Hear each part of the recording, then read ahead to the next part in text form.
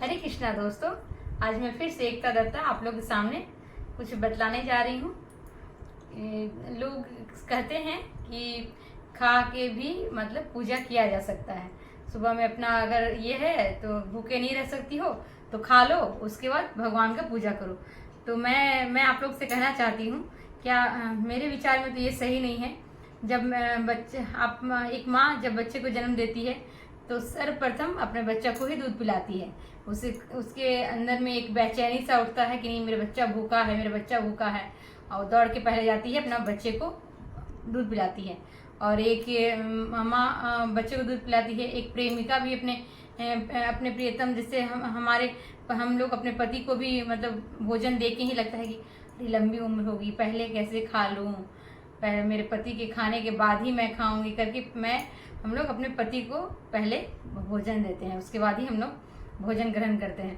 तो मुझे तो लगता है कि मतलब अगर आप नित्य भगवान से प्रेम करते हैं, सच्चा प्रेम आपका हो गया है, तो आप कभी भी भोजन करके भगवान को भोजन दे उसके बाद नहीं देंगे। क्योंकि मतलब मन ही आपका ऐसा हो जाएगा कि पहले मैं अपना प्रियतम को, सांवरिया को पहले भोग लगाऊं, उसके बाद मैं खाऊं। और ये करते करते करते करते आपका अभ्यास हो जाएगा। आपको शरीर में भी कुछ ऐसा तकलीफ नहीं होगा कि आपको कुछ तकलीफ महसूस हो। और अगर तीनों लोक के स्वामी में अपने भगवान को अगर पाना है तो कष्ट तो करना ही पड़ेगा। जिस तरह एक बच्चा अपने लक्ष्य को पाने के लिए पढ़ाई कितने जोर शोर से मेहनत करता है, पढ़ाई करता है, तभी जाके वो कुछ बन पाता है। उसी प्रकार एक भक्त को अपने भगवान को पाने के लिए दिन रात एक करना पड़ेगा, त्याग देना पड़ेगा, मेहनत करना पड़ेगा। आप भोजन का है तो 8 वर्ष के पहले 7 वर्ष तक बच्चा खा के भगवान को भोग लगा सकता है। उसके बाद इधर 90 वर्ष के बाद वो बिना खा के भोग लगा सकता है भगवान को। लेकिन उसके पहले अगर आपका शरीर नहीं चले, कुछ ऐसा बीमारी है तो अलग बात है। लेकिन अगर आप स्वस्थ हैं तो फिर सर्वप्रथम उठ के भगवान का भोग लगाइए, उसके बाद अपना अन्य कार्य में लगिए। ऐसा नहीं कि अपना कार्य को खत्म करना है उसके बाद ही भगवान पे ध्यान देना है, ऐसा कुछ नियम नहीं है। पहले आप भगवान को ये कीजिए, उसके बाद अपना दिन भर है अपना काम करते रहिए, सारा दिन है। एक मैं कहानी सुनाने जा रही हूँ।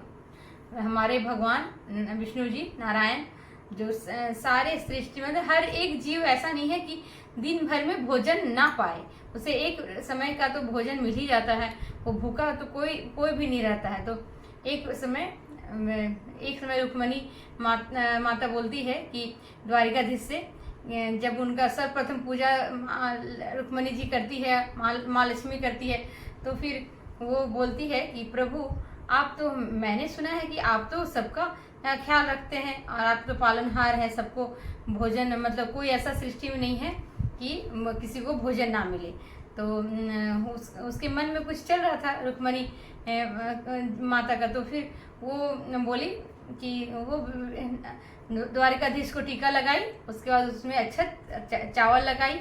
तो वो मन में कुछ सोची और बोली ठीक है प्रभु, आप शाम को आइए, मैं देखती हूँ आपका ये बात कितना सच है। तो प्रभु तो अंतर्यामी है, वो तो सब कुछ जानते हैं। तो फिर वो जब द्वारिकाधीश अपने सभा से आए तो फिर रुक्मणी जी बोलती है कि अच्छा प्रभु, आपका सारा सभा सब कुछ समाप्त हो गया। तो वो द्वारकाधीश बोले हाँ। तो बोले कि ठीक है। वो रुक्मणी जी अपने एक डिब्बा में एक चावल, एक चीटी को सुबह से बंद करके रख दी थी कि इसे मैं अन्न नहीं दूंगी, कुछ नहीं दूंगी, देखती हूँ ये द्वारिकाधीश कैसे इसको भोजन कराते हैं। तो फिर द्वारिकाधीश के सामने वो डिब्बा खोली तो फिर वो देख रही है कि उसके चीटी के मुंह में पहले से ही एक चावल का दाना था। तो वो बोली, वो तो आश्चर्यचकित हो गई। तो फिर बोली द्वारिकाधीश ये कैसे हुआ। तो फिर द्वारकाधीश बोले, प्रभु बोले कि जब तुम हमें टीका लगा रही थी और चावल मेरे टीका में अच्छत लगा रही थी, तभी मैं समझ गया था कि तुम्हारे मन में कुछ चल रहा है। और उसी अच्छत का एक चावल उस डिब्बे में चला गया और उस चीटी वही दिन सारा दिन वो चीटी उसी का भोजन की। मेरा कहने का मतलब आप समझ सकते हैं कि प्रभु हमारा इतना ख्याल रखते हैं, इतना ख्याल रखते हैं। आप जानते ही हैं जब द्वापर युग में प्रभु कितना राक्षस को मारे, सतयुग में कितना राक्षस को मारे, और फिर मतलब हम कलयुग में भी हमेशा सत्य की ही जीत हुई है। आप देखे हैं, पहले तो थोड़ा सा तकलीफ होता है, लेकिन फिर जीत होता है सत्य का। तो फिर हम लोग क्यों नहीं प्रभु का से प्रेम करें, सच्चा हृदय से प्रेम करें, और प्रभु के लिए क्यों नहीं अपना थोड़ा सा त्याग दें। मैं तो मतलब महसूस की हूँ, और आप लोग भी करके देखिए। हमेशा हरे कृष्णा कृष्णा कृष्णा हरे हरे, हरे राम राम राम हरे हरे, ये चैतन्य महाठाकुर का महामंत्र है। ये जो स्वयं श्री कृष्ण का अवतार थे, ये जप के देखिए, आपका हमेशा कल्याण होगा। हरे कृष्णा। और आज का ये गाना मेरा ही बनाया हुआ है, जो मैं आप लोगों के सामने गाने जा रही हूँ। जतने करो प्राणी प्रभु का रे, भजन करो प्राणी हरि का रे। जतने करो प्राणी प्रभु का रे, भजन करो प्राणी हरि का रे। जिसने तेरे लिए बैकुंठ छोड़, जिसने तेरे लिए बैकुंठ छोड़, बारे बारे मनुष्य जन्म लिया रे, बारे बारे मनुष्य जन्म लिया रे। जतने करो प्राणी प्रभु का रे, भजन करो प्राणी हरि का रे। जतने करो प्राणी प्रभु का रे, भजन करो प्राणी हरि का रे।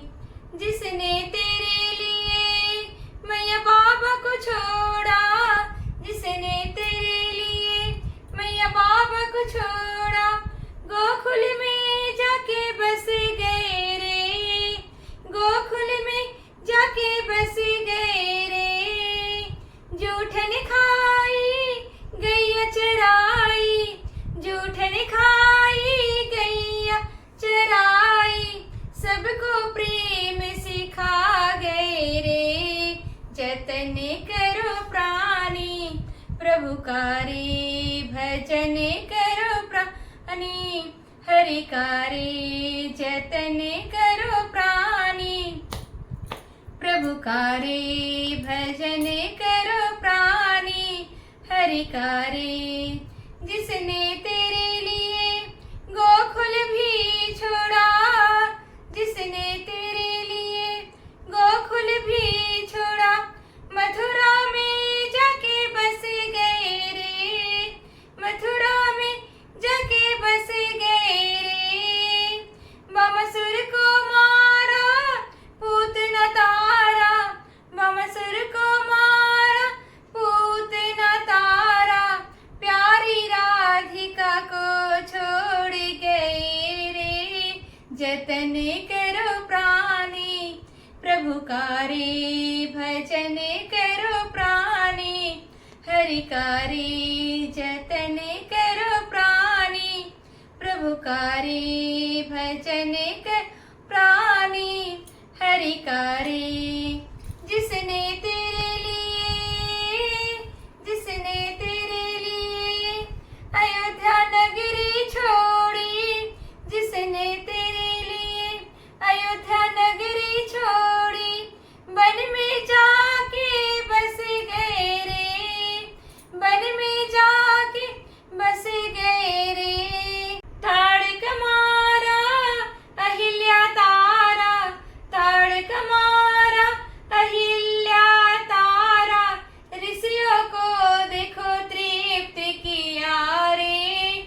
जतने करो प्राणी प्रभु का रे, भजन करो प्राणी हरि का रे। जतने करो प्राणी प्रभु का रे, भजन कर प्राणी हरि का रे। जिसने तेरे लिए प्राण प्रिय को छोड़ा, जिसने तेरे लिए प्राण प्रिय को छोड़ा, बिरहा से देखो नाता जोड़ा, बिरहा से देखो